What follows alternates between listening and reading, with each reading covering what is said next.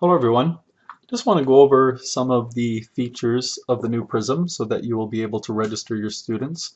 When you log in, you'll land on the dashboard and you'll see some messages here. These will change routinely. You can go and click on Students, and here you will see all of the students in your school who have been uploaded to the system.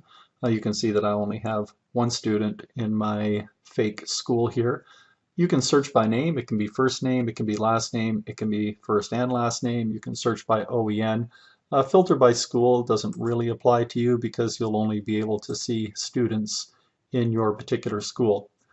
I can click on any of the students in my list, and over here you'll see the student's status. It'll provide their first name, their last name, their OEN, and it'll give you a snapshot of their enrollment record. So it will show their status, the course code, and the semester for each of the courses for which they have been registered, waitlisted, or removed. So they will all be listed underneath enrollment. So a great place for you to get that quick snapshot of a student's enrollment record in PRISM. We can go down here to School Board, and you can click on Board Information. So here you have access to some, I guess, critical information for all of the school boards that are a part of the consortium. So I can just go and click on any one of the school boards, such as Durham District School Board, and you'll see that each one of these boxes will populate. So I can see some basic information here. I can see some contact information for various contacts at Durham, and you can see some important date information as well. So this is a good place for you to go if you need to get some quick answers to some basic questions, and also provide you with some contacts in our various member boards in case you need to reach out. But always a good idea to first reach out to your DELC, to your e-registrar, to your TELT contact, or to your e-admin. Here we'll have school information, and you only have access to your own school. So I can click on my school here, and you'll see a snapshot of some of the information from my school, including the name, the board, phone and address, fax, CELC, spec ed contact, vice principal. Very important for you to keep this part of the database up to date and accurate. Reason being is that PRISM pulls email recipients for its auto-generated messages from this particular grid. So if you don't have the right people in there, then the right people are not going to get the messages that they need to get from PRISM. So in order to edit, you can simply click on the action button here and select Edit. Then you can go in and review all of the information and make any changes that are necessary. So you'll see that there are some required fields in here, and you'll see that self contact phone number is one of the required fields, and I don't have that filled in. So I'll go ahead and just quickly fill that in with a fake telephone number. You'll also notice down here that there's vice principal contact information, and there's room for 3 different vice principals, as many of our larger schools do have more than one vice principal. So the reason that we keep vice principal information in the database is that anytime an e-teacher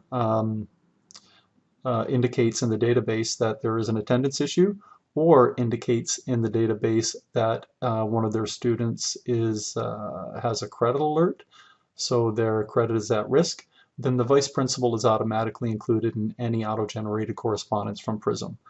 So similarly for a special education contact person, anytime a student is identified in PRISM as having an IEP, then the special education contact is also going to be included in any auto-generated correspondence from PRISM. Okay, so important for you to know where PRISM gets the recipients from, and very important that you keep this information up to date and accurate.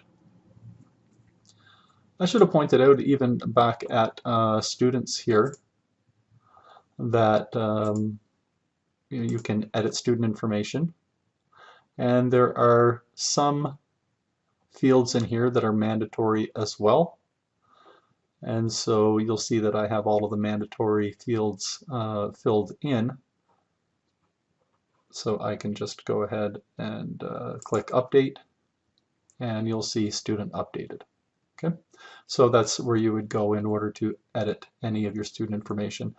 Similarly, to click a new student, if you can't find a student in the database, then you can click on New Student, and then you can enter the student's information, and then click Save, and that'll add the student to the database so that you're then able to register the student for an e-learning course. So let's go ahead and just do a quick, I'll just get out of this part. We'll just go ahead and do a quick registration. So I'll go to View Course Offerings, and here you'll see that all of the courses are listed, so I haven't applied any filters. All of the courses that are available in this school year, and right now I'm in the 2019-20 school year, and you'll see currently there's 114 courses in here. So it's showing 10 rows per page, but if I want to see all of them, I can simply go and I can change that to 25, or I can go to all, and now all of the courses will be listed here. Then I can start to apply some filters. If I want to see courses that are offered by my own board, I can just go to Kawartha Pine Ridge, and you'll see that there's 36 courses now. It's been reduced from 114 to 36 courses being offered by Kawartha Pine Ridge. I can also filter by semester if I want to. I'm interested in semester 1 regular courses for a regular day school student. I can filter by type. So again, in this case, I'm looking for regular courses. I can filter by grade. I'm looking for a grade 12 course for my student. And each time I apply one of these filters, you can see the number of courses or course options are reducing. I'm interested in a business course, so I can select business, and you'll see that it's now down to 3 courses. I can also filter by pathway. If I'm looking for instance, a university course, you'll see that there are none currently in the database. I can click that off, and then the 3 courses that are available in business for grade 12 students in semester 1 regular will appear. Okay, so once I've gone through and I've had a look at what courses are available, I can go ahead and register my student. So I'll go to register, and again I can search by name or search by OEN, but I only have one student, so I'll click on my test student and click register.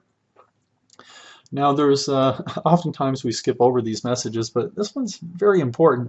And all it's saying is to please check over the accuracy of the information on the following screen where it shows the student information, particularly OEN, student email, parent email, and mailing address.